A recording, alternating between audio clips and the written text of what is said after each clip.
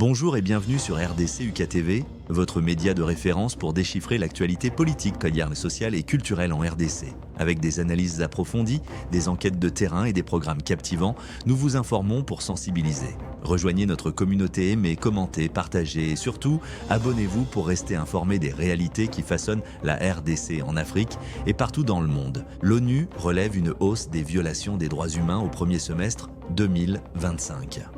En République démocratique du Congo, RDC, les violations des droits humains repartent de l'ordre à la hausse. Le Bureau conjoint des Nations Unies aux droits de l'homme vient de publier ses conclusions pour le premier semestre 2025, plus 11% de violations documentées et plus 12% de victimes par rapport au semestre précédent. Un rapport qui met aussi en garde contre l'élargissement du conflit à l'est de la RDC, au-delà du Nord Kivu et du Sud Kivu, avec des dynamiques nouvelles et des zones touchées plus nombreuses. Publié le 25 novembre 2025, 19h27, temps de lecture des membres de l'AFC M23, patrouillant dans les rues de Goma, en République démocratique du Congo, le 29 janvier 2025. Des membres de l'AFC M23 patrouillant dans les rues de Goma, en République démocratique du Congo, le 29 janvier 2025. En Ituri, province du nord-est de la RDC, la violence ne recule pas, au contraire. Selon les chiffres des Nations Unies, les violations du droit international humanitaire y ont augmenté de 21% par rapport à la même période l'an dernier. Et un acteur s'impose dans ce bilan, les ADF. Ceux-ci, affiliés au groupe terroriste État islamique, ont été responsables de 198 atteintes aux droits humains en Ituri et au Nord Kivu, avec au moins 1071 victimes, rien que pour les 6 premiers mois de l'année. Autrement dit, malgré l'état de siège décrété par Kinshasa et des opérations conjointes avec l'armée ougandaise, les ADF restent parmi les groupes les plus meurtriers. RDC, ce que l'on sait des officiers supérieurs arrêtés à Kinshasa. Le 22 novembre, le porte-parole de l'armée de la République démocratique du Congo, RDC, le général-major Sylvain Ekenge, avait confirmé ces interpellations sans donner ni nom ni détails. Il évoquait simplement des accusations hautement répréhensibles et liées à la sécurité de l'État, refusant de répondre aux questions en raison de la sensibilité du dossier. Parmi les officiers arrêtés en RDC, un nom se détache, le général Frank Ntumba. Il dirigeait la maison militaire, un service directement rattaché à la présidence, une position clé. C'était l'un des hommes forts de l'appareil sécuritaire congolais. Autre officier interpellé, le général Christian Chiwewe. Ancien chef d'état-major, il était, jusqu'à son arrestation, conseiller militaire du président Félix Tshisekedi.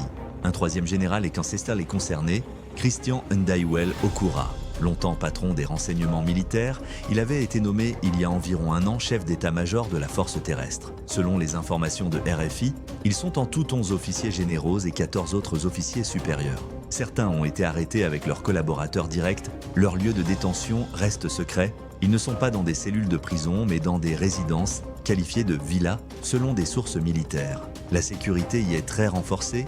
Il y a même eu des soupçons de tentatives d'attaque, ce qui a conduit à suspendre les visites, y compris celles de leurs épouses.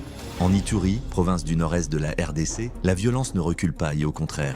Selon les chiffres des Nations Unies, les violations du droit international humanitaire y ont augmenté de 21% par rapport à la même période l'an dernier. Et un acteur s'impose dans ce bilan, les ADF. Ceux-ci, affiliés au groupe terroriste État islamique, ont été responsables de 198 atteintes aux droits humains en Ituri et au Nord Kivu, avec au moins 1071 victimes, rien que pour les 6 premiers mois de l'année. Autrement dit, malgré l'état de siège décrété par Kinshasa et des opérations conjointes avec l'armée ougandaise, les ADF restent parmi les groupes les plus meurtriers. État de la RDC, au moins 7 tués à Uvira, dans des troubles impliquant des milices Wazalendo, au moins 7 morts à Uvira, après de nouveaux troubles impliquant des groupes Wazalendo, ces milices présentées comme alliés de l'armée congolaise. Depuis le 23 novembre, plusieurs incidents armés ont été signalés dans la ville et ses environs.